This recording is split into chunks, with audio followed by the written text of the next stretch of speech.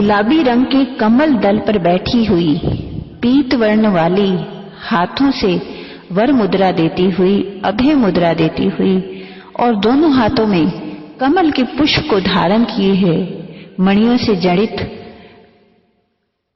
समस्त भुवनों की जननी श्री महालक्ष्मी की हम निरंतर वंदना करते हैं। हे माता लक्ष्मी, हमें धन धान्य से संपन्न करें।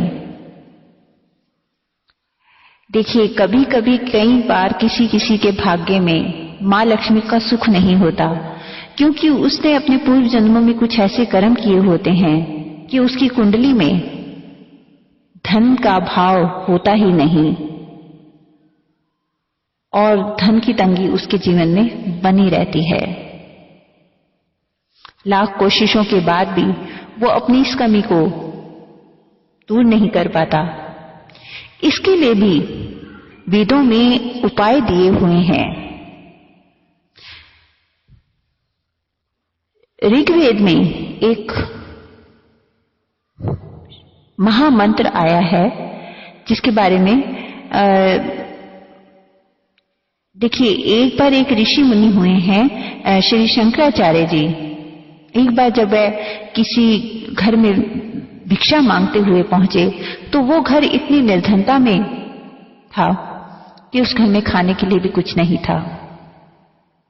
जब इन्होंने वहां भिक्षा मांगी तो वहां माता ने उनसे बोला कि यहां खाने के लिए कुछ नहीं है, फिर भी आप कहें तो एक सूखा आंवला पड़ा है, वही मैं आपको दान में देती हूं। श्री शंकराचार्य उनकी निर्धनता देखकर द्रवित हो गए और उन्होंने निश्चय किया कि मैं मां लक्ष्मी से प्रार्थना करूंगा कि इस परिवार की धन की तंगी को दूर करें। और वहीं वो बैठकर उन्होंने, श्री शंकराचार्य जी ने एक मंत्र का जाप करना शुरू कर दिया। निरंतर जाप से मां लक्ष्मी प्रसन्न हुई और प्रकट हुई। तो श्री शंकराचार्य जी ने उनसे कहा कि हे मां लक्ष्मी, इस परिवार की निर्धनता दूर करें। मां लक्ष्मी ने कहा कि नहीं, ये घर विधि विधान के अनुरूप इस घर में लक्ष्मी का वास नहीं है। मां लक्ष्मी मना कर दिया। पर शंकराचार्य उस मंत्र का निरंतर फिर से जाप करते रहे और उन्होंने इस जाप को बंद नहीं किया। लेकिन तब मां लक्ष्मी को प्रसन्न हो, विवश होकर उनके सामने प्रकट होना पड़ा और उनकी बात मानकर उस परिवार की निर्धनता को दूर करना पड़ा और वो घर धन धान्य से भरपूर हो गया। तो वो कौन सा मंत्र था? देखिए, ऋग्वेद में इसके बारे में कहा गया है कि ये मंत्र है श्री सूक्तम।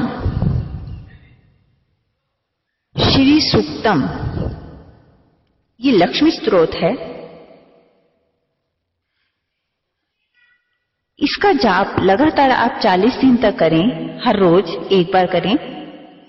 और जब इस मंत्र का जाप आप करें, इसका पाठ आप करें, तो मां लक्ष्मी की मूर्ति के सामने आप गाय के घी की जोत जलाएं और देखिए, ये पाठ लगातार 40 दिन करने पर धन की कमी दूर होगी, जन्म जन्म की दरिद्रता दूर हो जाएगी। ये पाठ आपको पुस्तक के रूप में बाजार से मिल जाएगा। ये संस्कृत में है। अगर आप इसकी संस्कृत नहीं भी पढ़ पाते तो आप इसके हिंदी अनुवाद को बड़े आदर से पढ़ें, प्रेम से पढ़ें। ऐसा वेदों में आया है और ये जानकारी मैंने आप तक पहुंचाई है। उम्मीद है आपको इससे मदद मिलेगी। स्वस्थ रहें, खुशहाल रहें, सब्सक्राइब करते रहें। धन्यवाद।